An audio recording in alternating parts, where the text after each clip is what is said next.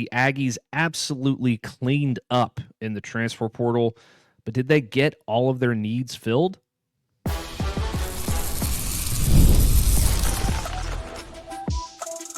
You are Locked On Aggies, your daily podcast on the Texas A&M Aggies, part of the Locked On Podcast Network, your team every day. Welcome in. I'm your host, Matt Galatzan. Welcome to Locked On Aggies, part of the Locked On Podcast Network, now the #1 sports podcast network. I am joined by Harrison Reno again today on this fine Friday afternoon as we prepare for the winter storm in Texas. Harrison, portal season is kind of coming to a close. We're still in the midst of this, Miami, Indiana portal window. There are still players who have leaked into the portal after that Friday deadline. But for the most part, Texas A&M, I believe, is done in the portal. They signed 18 players.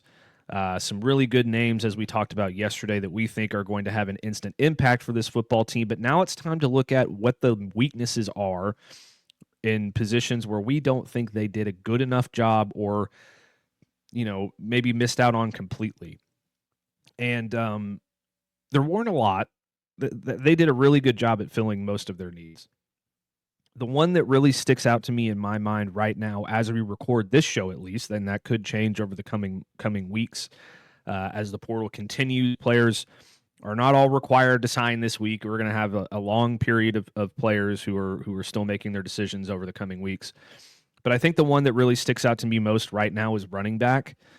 You lose Le'Veon Moss and E.J. Smith. You still have Jamari Morrow. You still have Reuben Owens, who is likely going to be your starter. You're bringing in K.J. Edwards.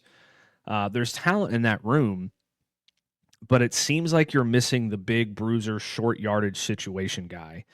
Jamari Morrow has a little bit of that to his game. Reuben Owens is more of a speed guy, in my opinion. Maybe he can add a little bit, of an aspect to that part of his game. KJ Edwards isn't exactly that guy either. So that is one thing that I think is a glaring weakness for this team, because when they're on the goal line, their go-to move was obviously just hand Le'Veon Moss the football and let him do his work, at least when he was healthy. And they're not going to have that, at least as we record this show. They don't have that right now. And that could be a factor for what they look like in the red zone next season. Yeah, it could just be a factor in terms of depth in the room. Not having as many bodies as you'd like to have, especially experienced depth. I mean, you had two veterans leave this room in E.J. Smith and Le'Veon Moss. I know E.J. Smith didn't really get a ton of action in his time at A&M, more so in the years prior to that. That guy was, started his college career in 2020, Matt, and just wrapped it up. Had a ton of had a few carries coming into his time with Texas A&M. Leaves the room from the NFL draft. So does Le'Veon Moss. This was a drum you were kind of pounding as soon as the portal opened, somewhere you wanted to see them address it and at least bring in another guy to play alongside Reuben Owens, and it made sense to both of us because the body types that they currently have in the room are kind of all similar. But maybe this opens up, the reins for the young freshman to come in, the young freshman running back to see early playing time. It was God, when's the last time? I mean, maybe who was the last freshman running back that A&M has had come in and play right away? Off the top of my head, I can't think of one recently unless I'm completely blanking.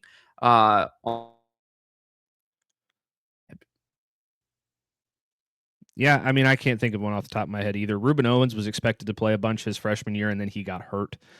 But I just off the top of my head, I can't really think of one. But it is almost going to be a certainty that KJ Edwards is going to have to play some snaps next season. I mean, I've seen him comp to Jahmyr Gibbs in terms of his skill set. I mean, obviously that's very lofty, and I'm not sure I buy completely into that. But at the end of the day, he does have a similar play style to Jahmyr Gibbs. Very good out of the backfield, very athletic, very fast, very shifty, better in between the tackles that he gets credit for, but that's still a player that, you don't, I mean, you're fine using him this season.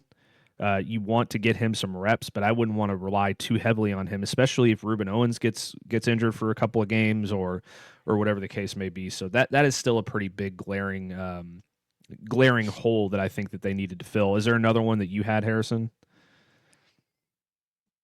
I mean, for me, in terms of glaring, there's really not like a glaring one. There's a couple of ones where you wanted to see them maybe add a couple guys just for depth Mm-hmm. purposes or just competition purposes. I mean, for me, receiver is one, although Isaiah Horton is a nice add to that room. I was thinking they were going to go bring in 2 or 3 guys at this position just because you lost a guy like Kevin Concepcion to the NFL draft. I know you brought back Mario Craver, which is huge, and he's going to get paid handsomely to come back and be a leader in that room for him, and they certainly need him. And Isaiah Horton should be able to come right in, and as we talked about the other day, be a plug-and-play guy for Texas A&M. I would have loved to still see somebody else get brought in the room. Maybe not so much, hey, we're going to go pay you $2 million to be a 1,000-yard receiver, but just somebody who can be another 400, 500-yard guy, kind of in addition to what you already have. You're counting on Ashton Bethel-Roman and Terry Bussey to step up, with another year under their belts and play that role. For me, seeing what happened, the other year with the receiver room and not really having enough options out there hurt them. It always makes me kind of wary in terms of when teams, the next time teams decide to just bank on what they have developing and what they've had in the program. Aside from that, Matt, getting a out and out edge rusher, like, and it's hard because that market's not easy to deal with these days. It's kind of like the running back room where you're going to have to pay a premium for those guys. And sometimes when you have enough options on the roster that you feel confident in, sometimes you say, hey, it's not worth it. But you lost a lot of people off the edge. Obviously, Cassius Howell being the biggest one. This was a double-digit sack guy. I don't know how many people predicted that when he transferred from Bowling Green the other year, but he turned into an all-SEC player as the SEC's defensive player of the year, if I remember correctly. They haven't really made an addition to that room. They've added some guys along the defensive line, but there's no standout impact player right now. As you mentioned to me off air the other day, maybe that's because they believe in Marco Jones. And by all means, if Marco Jones is ready to go, then I'm ready to see it because he flashed in that spring game. I mean, that was one of the main takeaways from that spring game was just how much of a menace Marco Jones was as a true freshman. Yeah, and I think that they're pretty excited about what they're going to have in not only Marco Jones, but I think that they really like Ryan Henderson out of San Diego State as well. He had 7 sacks last season. He's a productive player. He kind of fits the Cassius Jones or Cassius Howell mold of group of 5 guy with production that comes into a Mike Elko defense and has a chance to make an impact. So maybe he can be that guy. I wouldn't put the pressure on him to be the next Cassius Howell because that would be ridiculous because that's really hard to do. But he could come in and he could have a big impact on this team. But I agree with you. I would have liked to see them make a move for a star edge rusher in the portal to replace the loss of Howell. We'll see how they end up there next year. I think this is a deeper defense than it was last year. I know you lost some star power, but I think you're bringing in some good players. And you're deeper at some positions, I think, as well than you were last year, namely defensive tackle. So I feel pretty good about it. But when we come back from this break next, we are going to break down the offensive depth chart projection for Texas A&M, what this offense could look like in 2026. And then in the latter half of the show, or latter third of the show, I should say, we're going to do the defensive depth chart position and talk about that edge rusher spot. So stick with us after this break, and we'll be right back. The college football playoff is here. It actually ended earlier this week. And FanDuel is giving all customers even more ways to get in on the action every single game day of the playoffs, because right now, every college football playoff game day, FanDuel users can get a profit boost waiting for them in the app. Here's what I love about it. You get to use a profit boost on the bets you already feel good about. Ride the favorite when you think a team controls the matchup. Take a shot at the underdog if you feel an upset coming, or build a parlay around the players and moments you think decides the game. Then head to the profit boost, or then apply the profit boost and go after even bigger winnings. And when you win, FanDuel pays out instantly, which is perfect for your playoff football. FanDuel is the best place to get on the action all playoff long. So visit FanDuel.com to get your college football playoff boost every game day. Quick shout out to the Everydayer Aggie Club. Thank you so much for making Locked On Aggies your first listen of the day, and thank you for making Locked On the #1 sports podcast network. If you haven't already, go check out our new Everydayer Club. You get access to an ad-free audio feed for Locked On Aggies compatible with every major podcast platform, an invite to members-only Locked On Everydayer Club Discord server, which includes a group chat just for listeners of Locked On Aggies, and you can come hang out with me in there and talk football, basketball, whatever you want. So definitely hit that up. Go to lockedonaggies.supercast.com or check the link in the show notes to learn more about that. Harrison, like I said in the last segment, we are pretty much through the transfer portal. We know, the players that are coming in, true freshmen, great recruiting class for Texas A&M, all the good stuff. Now it's time, I think, for a way too early depth chart prediction. And we're going to spend the next 2 segments of the show talking about that. Let's start with this segment, the second segment of the show, on the offensive side of the ball. We'll start at quarterback. Obviously, you've got Marcel Reed coming back as your starting quarterback. The big question in that regard is who's going to be his backup. You have Helaman Kasuga, the true freshman, coming in. I wouldn't expect it to be him because if for some godforsaken reason Marcel Reed goes down, I don't think you want to have to rely on an inexperienced true freshman. Right now, it's kind of trending that I believe Brady Hart will be that backup quarterback. You move to the running back room. You have your top 2 backs are Reuben Owens and Jamari Morrow, and KJ Edwards coming in probably as your third back. A really good change of pace back as well. He's lightning quick. He's very shifty, got some breakaway speed, really good out of the backfield, so he's going to be a big plus. And then we're going to go to the tight end position, then I'll get your early thoughts here. I believe the starters are going to be Houston Thomas on one side and then Micah Riley as your number 2 tight end. Pretty solid start there in terms of skill positions. Quarterback, running back, and tight end, the Aggies looking pretty good in those regards. Yeah, and you have a returning player. Maybe not he's not an experienced contributor, but Mike Riley kind of inheriting that room to get a start there at tight end. Obviously going to have competition from Houston to come in there as a transfer and play early. You kind of keep your core together. I know you have a big loss in Le'Veon Moss, but you have Marcel Reed. You have Reuben Owens. You have Jamari Morrow. Those guys will be kind of like your core in the backfield. And then you're just hoping you can get at least above average play out of your tight end room this year. Obviously, you want more than that because that's what you had when you had the guys that just hit the portal this offseason. So I think it's a good start for that group. Where it gets tricky, Matt, when we're about to hit receivers, and that's going to make it look even better for the skill guys. Where it gets tricky is going to be that front 5. Mm-hmm.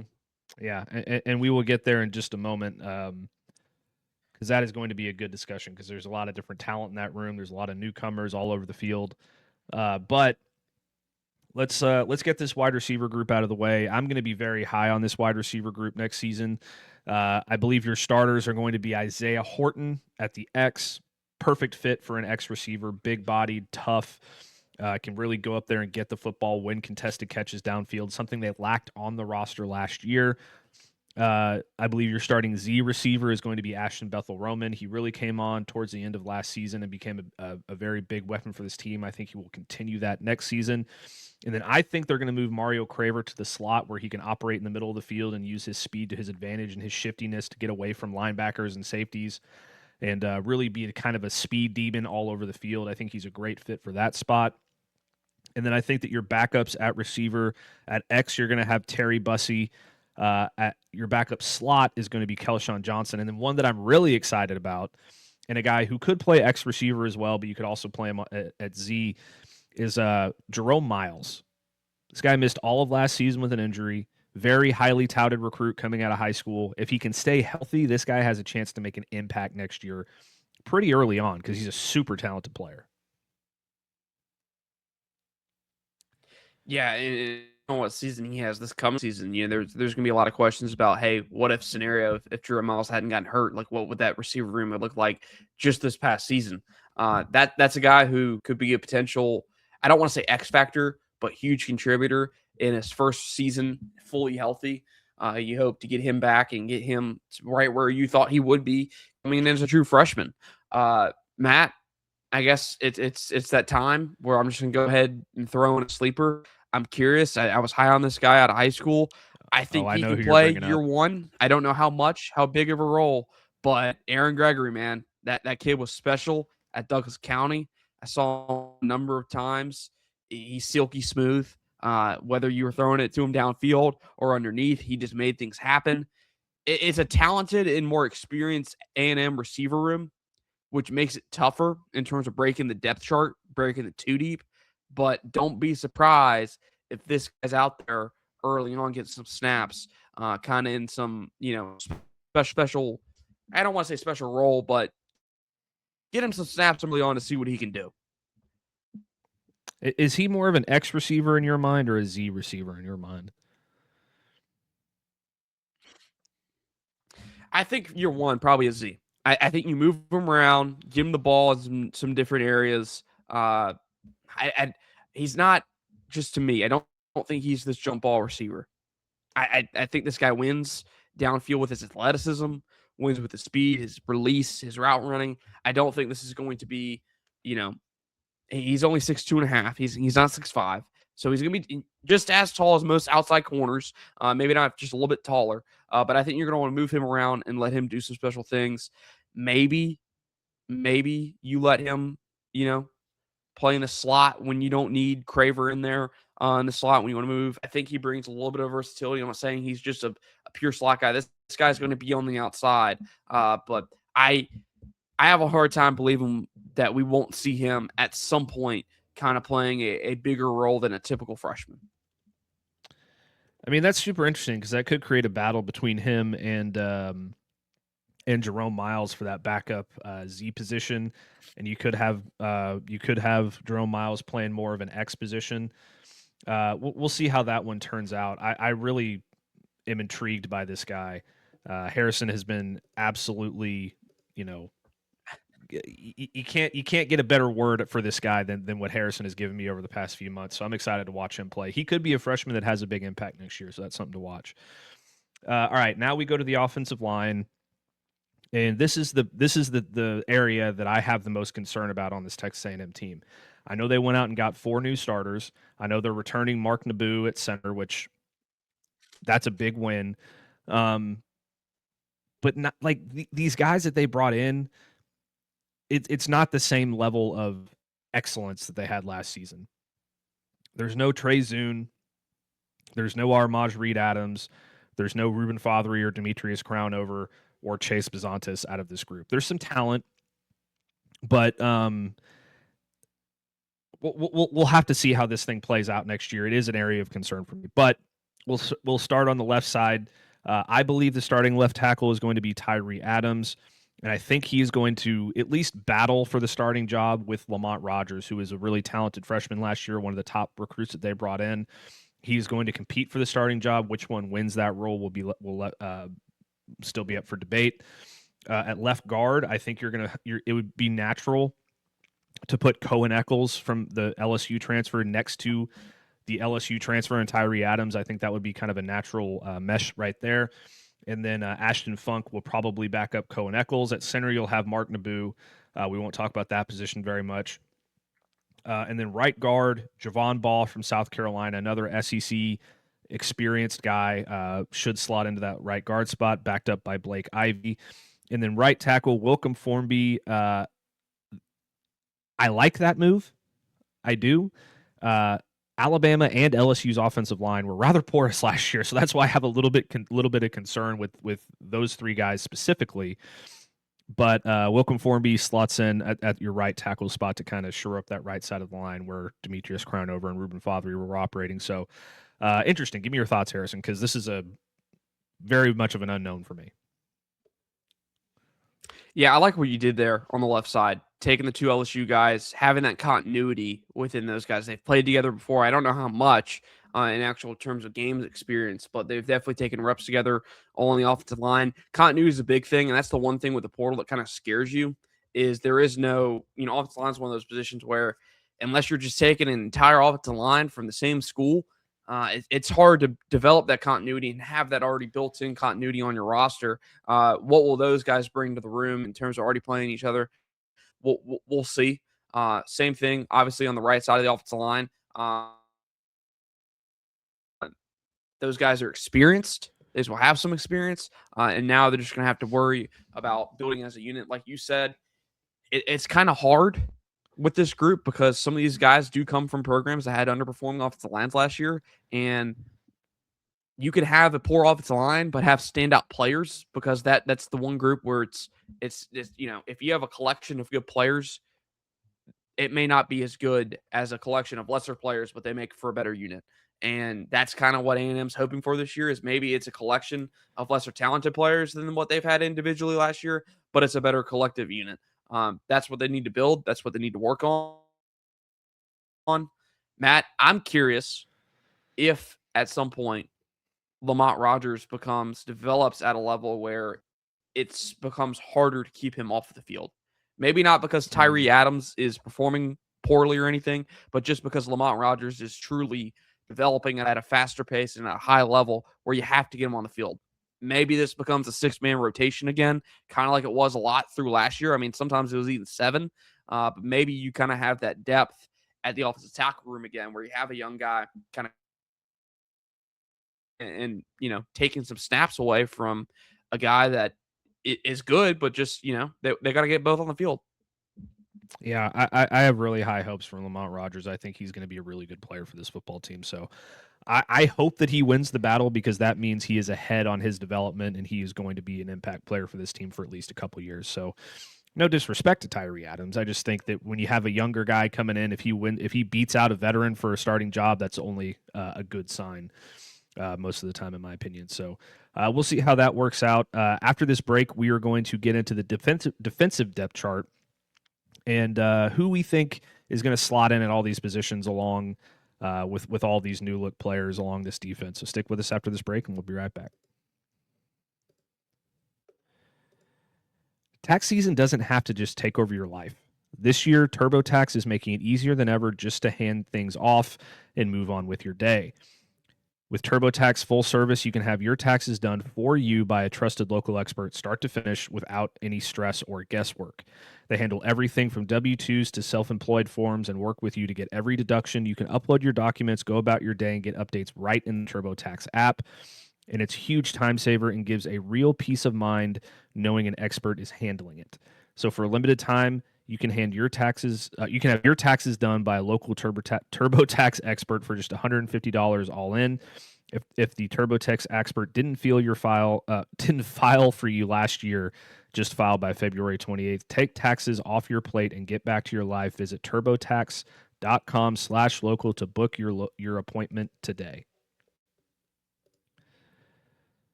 Whew. Man, tax season's obviously getting to me. I struggled through that ad read right there for some reason. Okay, let's get into the defensive depth chart, Harrison. Way too early prediction for the defensive side of the ball. I think that the easiest room to figure out right now is the edge room because you bring back TJ Searcy, you bring back Marco Jones. Those are likely going to be your two starters at left defensive end and right defensive end.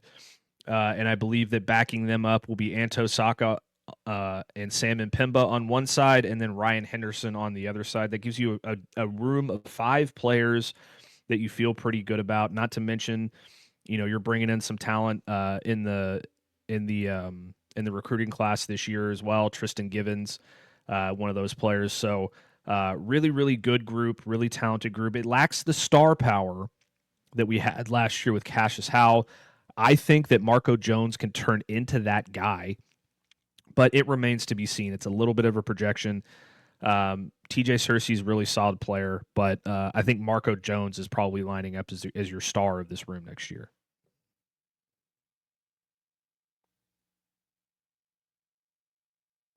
Yeah, I'm excited to see what Marco Jones can do. He obviously flashed in that spring game, and that's a guy we talked about. I know in terms of writing articles after last spring, like, hey, what does this guy look like? Well, how does he feature? And he didn't really feature as much as I thought he may would have coming out of the spring. What's that look like for him this year in terms of taking that next step, getting more snaps, and also makes me wonder about Tristan Givens. Obviously, this is a 5-star guy, a highly rated guy out of high school, kind of similar to Marco Jones in that sense. Both were highly rated out of high school. Obviously, Tristan Givens is a little bit higher rated. What does he look like once on campus. How quickly can he get on the field in an edge room that is having to surpass, the production that you lost last year to the NFL draft? Just that's another, I guess, storyline to watch. Yeah, absolutely. And we move on to the defensive tackle room. This was kind of a weak point last year, in my opinion. Like you didn't have the run stopping ability in that room. You had two really good players that were your starters last season. You had Tyler Onyedem and Albert Regis, and they were backed up by DJ Hicks and Dalen Evans. It's going to look a little bit different next year. Dalen Evans is gone. You bring back DJ Hicks, which was a huge retention win for Mike Elko. He could have gone to the NFL draft. You bring in CJ Mims and Angelo McCollum as well, two players with a lot of experience in power conferences who are really good football players. Angelo McCollum was one of the best defensive tackles in the Big Ten. CJ Mims was one of the best defensive tackles in the ACC. So I believe your starters will be DJ Hicks and CJ Mims. And then your backups, rotating with them on the second line, will likely be DJ Sanders and Angelo McCollum. So it's going to be a very versatile group. You've also got Landon Rink in there as a really talented up-and-coming young player. Chase Sims is another guy that we really like a lot. So it's really going to be a room that is six deep with youth and experience and talent all over the room. Yeah, and we'll see kind of where all these guys align. Like, do they have a true nose tackle in this room? Somebody who can kind of get in the middle and eat up double teams. I'm curious to see what Angelo McCollum looks like in the SEC. Obviously played really well in the Big Ten, and right now, the Big Ten's made a case for being the best conference of college football. Obviously, with the 3 straight national championships from that conference, what does he look like now in the SEC playing for Texas A&M defensive line that needs him to be what he was last year for Illinois? He was one of the highest rated run defenders along the Illinois defensive line, according to PFF. What does he look like now in the maroon and white? I'm curious to see kind of how they rotate those guys. It feels like they have depth in that room now, especially with those proven talents they brought in from the transfer portal. Yeah, absolutely. Really excited to see CJ Mims, as we talked about yesterday. I think he's going to be a really, really good player. But real quick, the linebacker room, I think your starters are going to be Damian Sanford and Ray Coney. I've been all in on Ray Coney since A&M signed him. We talked about that yesterday and a couple of other times as well. You've also got Jordan Lockhart as your backup Mike linebacker and Noah McHale as your backup Will linebacker. I would like for them to have done a little bit more in that room in the portal. I think they could have added another experienced body, and maybe they still will. There's still time as we go forward. Their players are still going to sign, but they could add some more experience into that room. They also got EJ Smith from Houston Christian. I don't know which position he's going to line up at. He seems like more of a will linebacker to me in this defense, but he could go either way. Still, one more body would have been nice. And then we'll get into the secondary here in a second, Harrison, but quick thoughts on the linebacker group. Yeah, I think it's a good group. Damian Sanford, boy, did he flash when Scooby went down. And we know how much of a loss Scooby Williams was in terms of experience. Kind of hated to see it for him after playing all of last year on a bad knee. Gets back and gets hurt early in the year, but Damian Sanford just flashed all over the place. The speed, his ability to play in coverage, had a couple picks, used him in their pressure packages as well. I'm excited to see what he looks like as the main man in this room. He doesn't have Torian York next to him, kind of competing for chasing down plays. This is his room now. He's the veteran in this group, and he's going to get all the snaps he possibly can because he really doesn't have that experienced guy behind him that maybe will take snaps away from him because, they had a rotation between York, Scooby, and Sanford. I'm excited to see what he looks like, and as we talked about yesterday, got to see what Ray Coney's about, man. Yeah, and maybe they feel good about some of these freshmen they brought in, like Tank King or Storm Miller, one of these other guys. But the depth is a little bit lacking in that room for my liking. But I'm a big linebacker guy, so what do I know? All right, let's get into the secondary to close this thing out. Texas A&M will run. They typically run 5 defensive backs out there to start.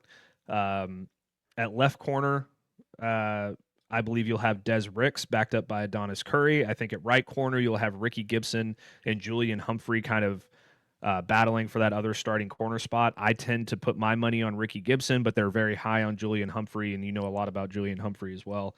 So I'll let you talk about that. At the slot position, you could go Bravion Rogers or Jordan Shaw. You could even slide, maybe Tafweek Byard into that nickel spot, kind of a hybrid defensive back spot. Could be interesting. And then at free safety, I believe Marcus Ratcliffe will again be your starter next year, backed up by Bryce Anderson, who I still think will play a lot on this field next year. I don't think Bryce Anderson is just going to sit on the sidelines. And then your other safety will be Dalton Brooks, battling with Tafweek Byard. Tafweek Byard is kind of the wild card in this situation because you don't know exactly where he's going to line up on the field, but it would be very surprising to me if he didn't start or play a lot of football for the Aggies next year. And that's important because you're talking about potentially 4 guys in the safety room that are all going to be contributors. They're going to have major snaps. Marcus Ratcliffe, Dalton Brooks, Bryce Anderson, Tafweek Byard, and I'm going to have to get that first name down. Promise, I'm going to have to. That's good depth in that room. And then you also bring in some freshmen who I don't know if the freshmen are going to play very much, maybe outside of garbage time. But those will be the guys kind of learning to take the mantle in the next 2 to 3 years in that room. At corner, I'm with you. I think Ricky Gibson's going to be the guy long term this season, but Julian Humphrey has a year on him in terms of being in the system. This guy played at Georgia. He has all the measurables. Can he put it together long term? We'll see. He's going to have another year to kind of do that. At nickel, I like Jordan Shaw, and that's kind of where I lean, Matt, in terms of who's going to have that, who's going to hold that down. Obviously, Tyreek played tremendous football for them in that position, has big shoes to fill. But if you remember, Jordan Shaw was a guy that the staff was high on coming out of fall camp, and I believe in him in the spring. I think he was there in the spring, if I remember. One of the first press conferences they had with I want to say it was Mike Elko, or I want to say it was Mike Elko, was very complimentary of Jordan Shaw and named him kind of as a standout. What does he look like now with the second year in the system? Obviously, he got to learn behind Tyreek Chappell. I'm excited to see what he looks like, but I think overall you have a lot of options in that secondary, and you have experience more so than you did a year ago. I know there's always going to be some doubters regarding some of the safeties in this room, but I do think they have the talent and the games under the belt to maybe take a jump. Yeah, you've got some young players that you feel really good about as well that are coming in as true freshmen. Chance Collins is a guy that Texas A&M is really high on. You're also bringing in Tylen Wilson at safety. At corner, you have Cameron Hamill coming in. You have Victor Singleton coming in. But I think that the name that everybody wants to know about is Brandon Arrington. Where is he going to line up? How much is he going to play? That remains to be seen where they end up slotting him in the secondary. But a lot of young talent behind this experience. Some of those guys are probably getting into the mix as well. We'll just have to see how that goes.